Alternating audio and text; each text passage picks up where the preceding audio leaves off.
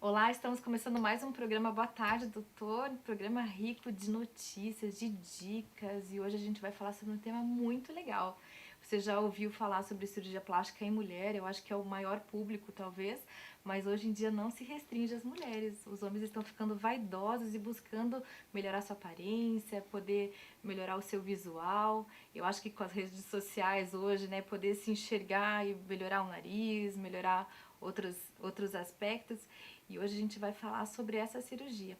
Após os 40 anos, o homem começa a perceber que algumas coisas já não eram como antes, né? Então começa a ter uma diferença no contorno da face, outras mudanças, queda de cabelo. E hoje a gente trouxe para falar para nós sobre cirurgia plástica em homem o Dr. Gustavo Ribeiro Mauro. Tudo bom, doutor? Tudo bom, Carol? Fico feliz pelo convite de estar aqui para ajudar a desmistificar um pouco esse assunto aí. Muito obrigada por aceitar nosso convite. O doutor Gustavo, ele é graduado pela Federal do Paraná, ele é membro da Sociedade Brasileira de Cirurgia Plástica e ele é sócio de uma clínica exclusiva para homens, chama 40K. Ele vai falar para nós um pouquinho sobre cirurgia plástica em homem. Conta para nós, então, existem procedimentos estéticos exclusivos para homens? Bem, Carol, a Clínica 40K, ela surgiu, vou falar um pouco do surgimento dela, que a gente vai emendar nessa sua pergunta aí. Já surgiu justamente porque o homem, a partir de mais ou menos dessa idade, dos 40 em diante, ele está próximo ao seu auge produtivo. Então, ele é uma pessoa que já tem experiência, ele tem energia ainda, mas ele começa a perceber que o seu corpo, a sua face, não correspondem ao que ele sente. Então, pensando nisso, foi que a gente resolveu criar essa clínica, tá? Que o enfoque é exclusivo em homens. Que legal. Para dar desde um atendimento inicial personalizado, exclusivamente masculino, até, respondendo a sua pergunta agora, utilizando técnicas para os homens. Exclusivo para homens. Exclusiva para homens. E Claro que, desculpa cortá-la, mas existem, às vezes as técnicas elas têm os mesmos nomes. Por exemplo, a cirurgia da pálpebra, blefaroplastia, tanto no homem quanto na mulher. Mas existem as peculiaridades que a gente vai aplicar no homem e coisas que a gente não vai aplicar no homem. Entendi. Certo? Então vamos usar essa anatomia e fisiologia específica do homem para escolher a técnica certa. Isso é uma coisa que a gente tem percebido bastante ultimamente, né? Quer dizer, antigamente o homem com 40 anos, ele era um senhorzinho, né? Ele não se cuidava, ele já estava assim, se entregando. E hoje o homem está super jovem, eu acho que é o início de uma vida, né? Com 40 anos ele busca já uma melhora até dos hormônios, da alimentação, Perfeito. exercício físico. E aí, consequentemente, a estética. E quais são as cirurgias mais procuradas no seu consultório? Perfeita colocação, você como nutróloga sabe bem disso. Né? O homem com 40, ele está completamente ativo, né? Meu sócio, meu irmão, ele faz jiu-jitsu, é uma faixa preta, foi campeão paranaense esses dias. Ah, que legal. Né? Eu, há pouco tempo atrás, fui campeão estadual de remo também. Que legal. Olha Então, só. a gente faz esportes direto. E a parte estética, às vezes, não acompanha isso daí. Na parte estética, às vezes, não acompanha. Então, a gente tem que dar uma mãozinha. É para isso que a gente está lá, a 40K, para dar essa ajuda na parte estética. E quais são as cirurgias que eles procuram? A gente ouve muito falar sobre o transplante capilar, né? A blefaroplastia, como você mesmo citou, a rinoplastia. Você sabe que a clínica ela até iniciou com o transplante capilar. Então, hoje, essa está sendo praticamente a cirurgia número 1 dos homens mesmo.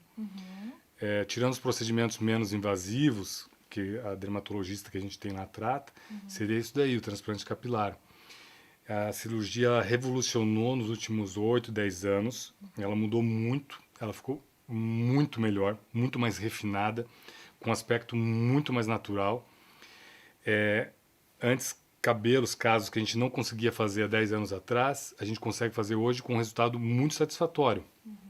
Então, eu diria que essa foi a cirurgia número um da clínica.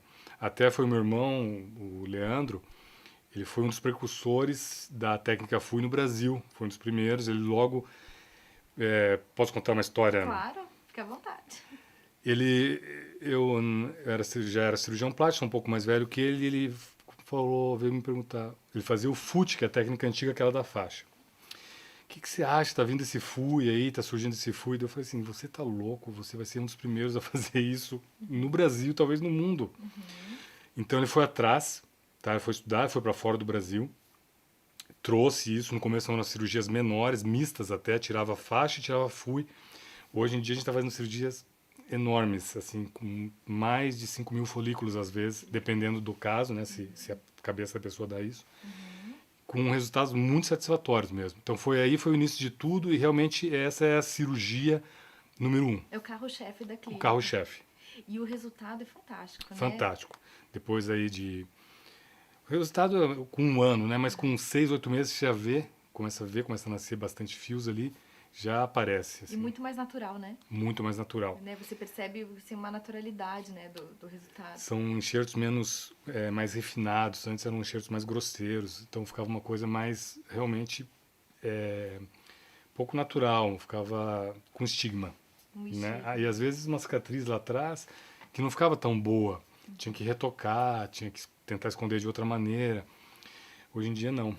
Então ficou muito melhor, evoluiu muito essa cirurgia aí. E como que é a recuperação do paciente que faz? Então ele chega hoje no teu consultório, faz uma avaliação, aí é indicada a cirurgia, ele precisa se afastar muito tempo das suas atividades? Vou usar meu exemplo, tá? Porque eu tenho aqui um implantezinho, Ai, que legal. tava bem ruim, tá? Então eu tava nesse exemplo aí, fazendo atividade física 5, 6 vezes por semana, me sentindo super bem, no auge da minha profissão, mas com o cabelo... Então meu irmão fez o implante. No dia seguinte, eu estava operando. Olha só.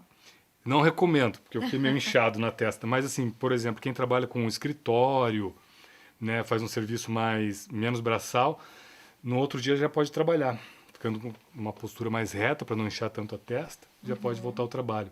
A gente recomenda ficar 1 mês sem sol, né, sem tomar sol. E exercício físico sem impacto, 15 a 20 dias. Quem faz um exercício com mais impacto, por exemplo, um jiu-jitsu, que vai rolar no chão ali, é 1 mês. 1 mês. 1 mês. Então cuidar para não perder, né? Exatamente. Que legal. E outros procedimentos, né? Assim, esse vem em primeiro lugar. O que mais que os homens têm buscado? Porque eu acho que as redes sociais, hoje, o fato de você fazer muito zoom, se olhar muito na tela, acabou gerando essa necessidade de mudança, né? Então, quais são os outros procedimentos que vocês costumam fazer? Você tem um pouco a pressão da sociedade, daí a gente tenta filtrar bastante na consulta para não misturar as coisas, não criar uma expectativa que é exacerbada. Mas depois do implante capilar, a gente tem bastante as cirurgias de lipoaspiração, né, pequenas, por exemplo, às vezes a gente usa muito como a lipoaspiração também como adjunto na correção da ginecomastia. Lipoaspiração mesmo, do abdômen, para dar uma definição. Eu gosto muito de fazer a lipo no homem, porque usando a característica do homem, ele tem uma pele um pouco mais grossa, então ele tem uma retração de pele muito boa na lipoaspiração, tá? Que legal. Não engravida também, né? Então, então assim, a pele às vezes não tem aquela flacidez, como a mulher de 40 às vezes tem um pouquinho de flacidez. Como tudo na vida tem yin e yang, prós e contras, né? Sim. Então a cirurgia de contorno corporal ela é bem procurada também. O homem depois de 55 tem um pouco da cirurgia da pálpebra. Ele foge um pouco da cirurgia do rosto, a mulher ela já se entrega mais. Mas uma cirurgia de rosto bem indicada no homem é bem bacana, tá? Principalmente para essa região aqui, o terço inferior da face. A mandíbula, o pescoço aqui. Ai, que legal, olha só. E na verdade a anatomia do homem é completamente diferente da mulher, né? Então se você padronizar e tratar o homem como a mulher, né, o resultado não vai ser tão bom quanto esperado. Exatamente, a gente não está fazendo bolo, né? Quando você pode repetir a fórmula ad eternum. Não, cada um é uma fórmula, né? Então primeiro tem a fórmula do sexo feminino, masculino, e dentro do sexo masculino a gente tem as particularidades da pessoa, Isso. né? Você estava falando sobre lipo, né? Eu estava pensando, o contorno, né, do corpo do homem é completamente diferente da mulher, né? Então, eu acho que até a técnica, a forma como você entra com a cânula, tudo isso tem que ser individualizado, né? Perfeito. E os contornos de músculo, tudo isso. Exatamente. Eu até fiz uma imersão esse ano agora em lipoaspiração de alta definição em homem. Ah, que legal. E isso aí é muito levado em consideração desde a hora da marcação, né? Você não vai fazer uma cintura de mulher em homem, né? Tá- talvez tenha algum homem que queira, mas é exceção, né? O contorno glúteo no homem também, você não vai fazer a mulher ela tem essa lateral aqui redondinha, o homem não, ele tem um afundado aqui na altura da cabeça do fêmur, né? Um bumbum mais quadrado, a intersecção aqui da musculatura do reto, mas geralmente você faz no homem, não na mulher. Na mulher você faz um desenho um pouco mais discreto. Então tudo isso tem influência, sim, que se falou a verdade. Nossa, eu tô apaixonada, assim, ouvindo falar sobre isso, porque a gente ouve muito cirurgia para mulher, né? Mas eu não imaginava essa busca tão grande, assim, dos homens. E eu acho que é tão importante, né? A mulher busca estar bonita pro marido, pro namorado, o que seja. E hoje os homens têm procurado também melhorar, né? Eu acho que é até uma forma de mostrar que a pessoa se importa, né? Você está É bem pra mim, eu quero ficar bem pra você também. uma troca, né? Vou buscar. E a clínica, eu acho que pelo fato de ser exclusiva para homem, ela acaba acolhendo mais o homem, é verdade? Isso foi uma coisa que a gente pensou muito, foi desde essa entrada da chegada do homem, de ter ali um estacionamento privativo, onde fica fechado, não aparece nem o carro dele. Pouquíssimos pacientes na recepção, no máximo vai cruzar com mais um paciente, para não ter essa... O homem ele se sente um pouco constrangido ali de encontrar talvez um conhecido, muito menos se for uma mulher ali, né? Ele o homem tem muita vergonha de estar fazendo um procedimento estético. Então, a gente tem esse atendimento individualizado mesmo. Eu acho que até pelo estigma, né? Assim, achar que é um excesso, ou que o homem tá vaidoso demais, tá É, buscando algo que não é necessário, né? Mas eu acho que o mundo tá mudando tá mudando. nesse aspecto, né? Então, Tá. nossa, eu tô aprendendo muito, né? Quero agradecer você que está nos assistindo. A gente vai fazer um breve intervalo, daqui a pouquinho a gente volta com um pouquinho mais sobre cirurgia plástica para homens.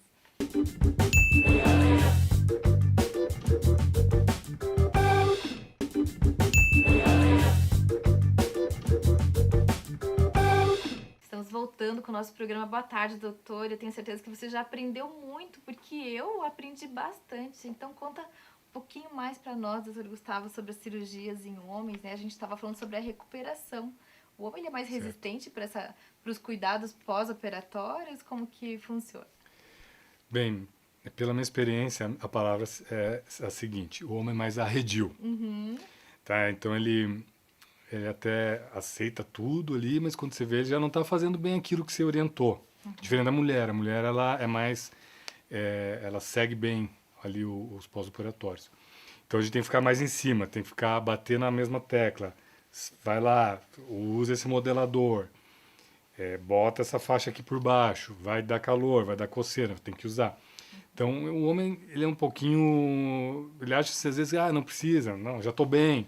Quando vê, incha de novo.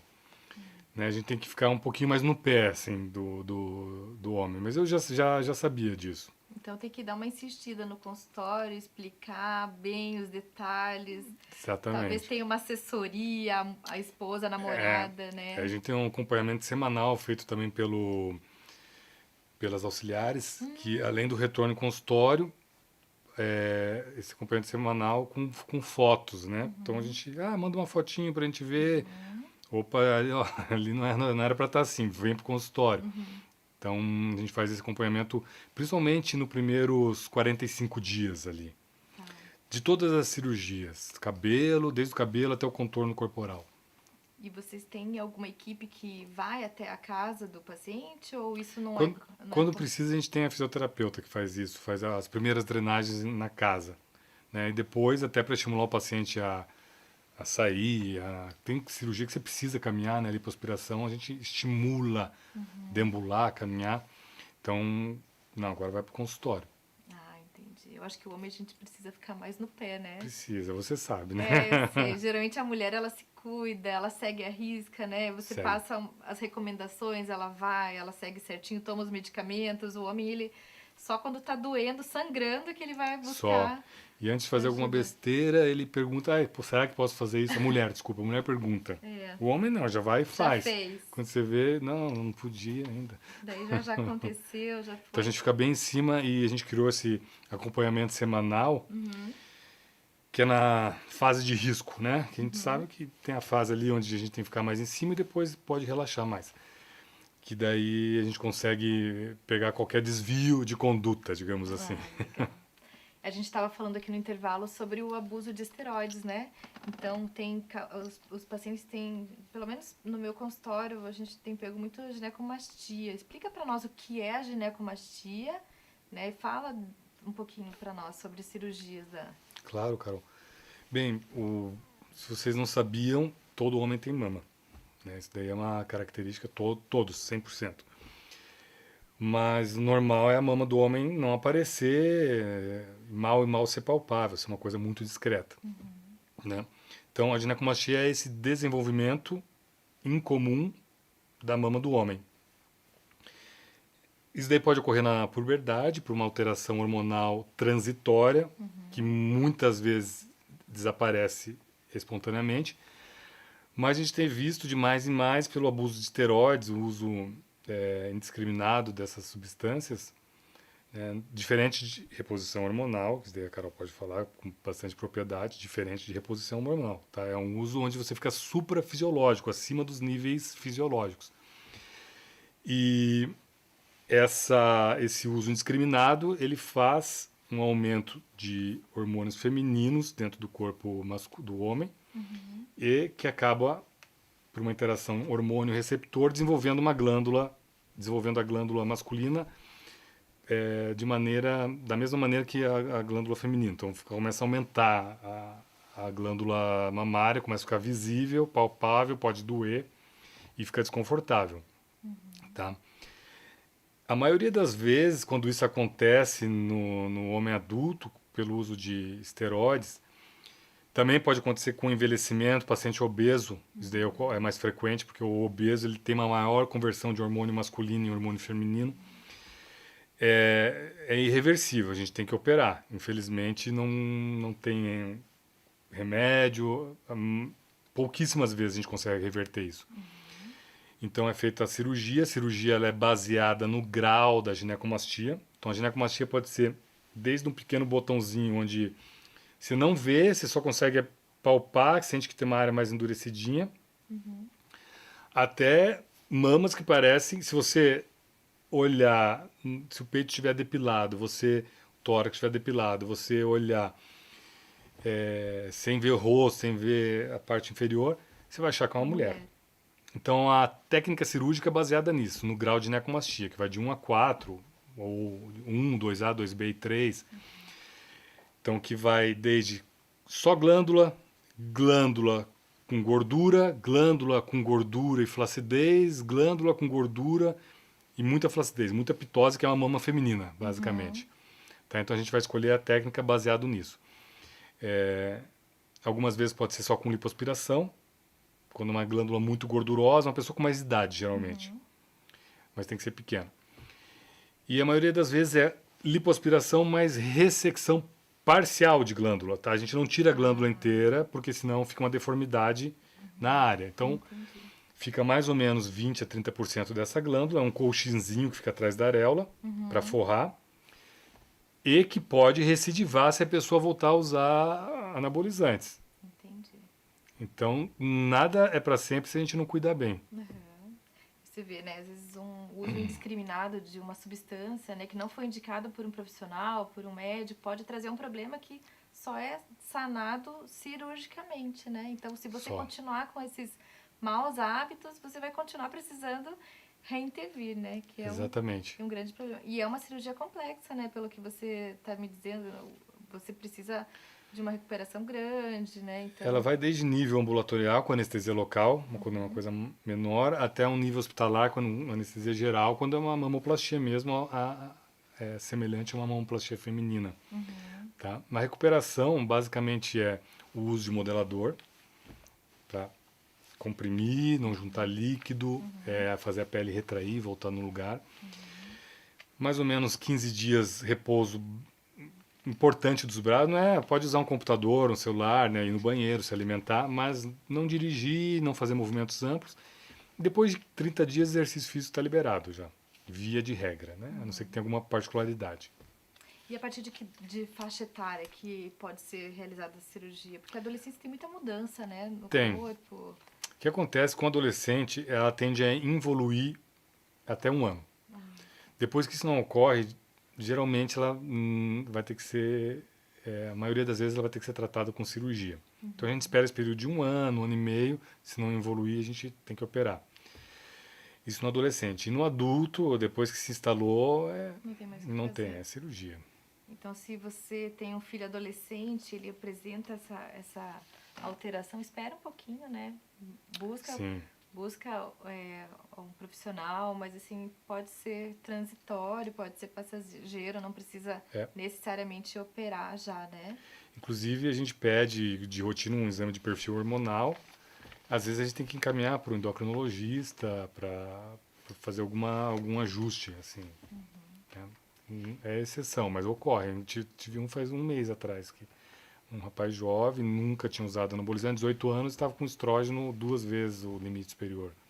E eu acho que a questão da obesidade, né? A gente fala muito hoje em dia sobre a pandemia, sobre o sedentarismo, a pessoa ficar muito em casa, não praticar atividade física, aumentou muito a incidência da obesidade e, consequentemente, né, Outras coisas como a ginecomastia. outras coisas Né? como a ginecomastia e a busca da cirurgia plástica, né? Então, eu acho Exatamente. que tem como você prevenir, né, essa cirurgia, uma cirurgia que vai trazer uma cicatriz, né, e outros cuidados, então você pode prevenir, mas se você não conseguir, a gente já sabe onde Tem jeito. procurar. A prevenção é isso aí. Número 1, na puberdade não tem o que fazer, né? Você não vai ter controle sobre teu hormônio, mas a maioria das vezes ela regride. No homem adulto, número 1 é isso daí, o uso indiscriminado de esteroides, anabolizantes. Não confundir com a reposição hormonal, são coisas distintas. Né? Então, eu sou muito a favor da reposição hormonal. Acho que ela faz muito bem, tanto ao homem quanto à mulher. A obesidade é o número 2. Né, só você ver, seu amigo obeso, pode ver, ele vai ter ali um pequeno peitinho, como a gente diz, entre linguagem masculina. Sim. Né? Então, a obesidade traz muita coisa ruim, dentre elas isso. Então, é uma maneira de prevenir mesmo. E falando sobre obesidade, agora me veio um tema, né? Você indica que o paciente emagreça antes de fazer uma lipo? Ou a lipo ela já corrige o excesso? Existe um padrão, né, para você indicar a cirurgia da lipo? Excelente pergunta. A lipo não é uma cirurgia de emagrecimento, né? É uma cirurgia de contorno, definição muscular no homem que malha. Então, se o homem, hoje na prática, o que os cirurgiões, a maioria dos cirurgiões é um consenso, tá? A gente opera sobrepeso, mas não obeso. Tá um pouquinho acima do peso, então vai melhorar. Com a lipo, se ele fizer junto, né, uma orientação dietética e exercício, vai ter um resultado extraordinário. Mas passou disso, não. Primeiro você tem que emagrecer e criar hábitos ideais, né, ou decentes pelo menos, para depois fazer sempre saúde primeiro, depois estética, né? Essa é a ordem. Não... Eu acho que até para vocês, cirurgiões, né, o paciente que é obeso acaba sendo um problema no pós-operatório, cicatrização, né, os cuidados pós-operatórios, dor, tudo isso eu acho que... É verdade. Todas as listas de complicações cirúrgicas, se você multiplica por 2 ou por 4 em obeso. Desde infecção, abertura de ponto, complicação anestésica, embolia pulmonar, trombose, tudo acima no paciente obeso. Então não é uma cirurgia que vai resolver o problema da pessoa, não existe Não. uma solução milagrosa, né? Não. Então a cirurgia plástica, né? Ela contorna, ela modela, né? Ela não vai Isso. trazer aquele padrão ideal sem que você também tenha o seu esforço, né? Não. Sua parcela de esforço, né? Concordo, o caminho ele é um pouco mais longo que isso, né? Você tem que dar a sua parcela também. E os resultados, assim, que você tem visto, são duradouros de lipo, da própria técnica FUI? Existe reintervenção? Como que funciona isso? O paciente busca muitas vezes uma reintervenção? Então, por exemplo, da técnica FUI, né? Uhum. Algumas vezes, quando é uma calvície muito extensa, ele tem uma área doadora boa, a gente fala que tem que ser em 2 sessões, Uhum. tá? São 2 sessões. Algumas vezes, porque mesmo fazendo sessões gigantes na primeira vez, às vezes a gente precisa de 2 sessões. Por quê? Porque a gente tem um tempo limite para tirar esses folículos e eles têm que voltar para a cabeça. Tem que imaginar que quando a gente tira um folículo da área doadora, o cronômetro começa a correr, e aquele folículo está pedindo oxigênio, está pedindo glicose, ele vai para um meio que é próximo do corpo, que é um ambiente mais frio e com uma solução ali com glicose, sódio, mas não é o corpo. Sim. Então, a gente tem mais ou menos 4 horas para tirar esse folículo, preparar a área que vai receber e começar a implantar, senão não adianta eu botar um folículo morto. Sim. Então, são 2 grandes limitadores. Às vezes a área doadora não dá tudo que a gente quer, isso é conversado em consulta. E o tempo cirúrgico. Tá? Então, por isso que às vezes tem que fazer em 2 etapas. Algumas vezes a gente abre mão de outras áreas de pelo. Uhum. Por exemplo, barba, Tá, peito, tá. pube. Uhum. Mas a gente tem que pensar o seguinte, são pelos um pouco diferentes. Diferente. Eles têm um ciclo de vida diferente. Então, não é achar assim, eu sou peludo, não, eu sou peludo, posso chegar lá, não tenho nada de cabelo. Não é assim, não funciona assim. E fica ruim. Porque a gente já vi casos de outros países, são resultados que a gente não faz lá, porque não vai deixar a pessoa feliz e nem a gente feliz. E até a textura do pelo, né? Isso, a textura, né, a densidade, o calibre, coloração. Às vezes é um pelo que é mais... A pessoa tem cabelo liso, mas é um pelo que cresce mais crespo. Diferente do que seria, né? Então a gente usa para misturar. Então a gente mistura para... Se você botar ali 4.000 folículos de cabelo, mais 1.000 de outras áreas, misturado, não na linha de frente, mais para trás, ok. Agora não dá para pegar 5.000 folículos fora do cabelo e não, fica estranho. Então, às vezes, a gente não tem solução, essa que é a verdade. Infelizmente, ainda hoje, às vezes, a gente não tem solução. E existem pessoas que fazem, então nós não concordamos com isso. Né? Então, são casos que a gente, na linguagem médica, a gente chama de caso ruim. Tipo, não vai ajudar muito pouco ou nada. Mas a maioria, eu acredito tem uma gama muito grande de homens que são ajudados. Fica muito bom. Muito bacana isso, né? Porque a gente vê que é uma questão de autoestima, né? A pessoa se gostar, se olhar no espelho, querer melhorar, já tá com o corpo legal e poder ter mais esse aspecto. A pessoa muda até a roupa, até o jeito de... Manda foto pra você do nada, assim, se você recebe uma foto e tá... Feliz. Diz, meu Deus, mas quem que é isso aqui? Nossa, mãe. Autoestima, né? Muda 100%, né? Que legal. Não, é legal, é recompensador mesmo. Eu quero te agradecer, doutor Gustavo. Foi muito legal a nossa conversa. Foi uma conversa, né? A gente não teve entrevista aqui. E eu tenho certeza que você aprendeu bastante. Eu aprendi muito. Vou indicar com certeza muitos pacientes para você, para o teu consultório lá. Tenho certeza que hoje em dia, né, com essa mudança de estigma, né, os homens estão deixando de se preocupar tanto em aparecer ou de se cuidar, né? Então eu quero agradecer e por nos proporcionar essa entrevista maravilhosa. Muito obrigada. Obrigado a você, Carol. Obrigado à equipe maravilhosa aqui, me ajudou até a arrumar roupa. E fico feliz de ter estado aqui. Eu quero agradecer você que está em casa, que nos assistiu. Obrigada por esse tempo precioso que você esteve conosco. E eu quero te convidar a assistir nossos próximos programas do nosso programa Boa Tarde, Doutor.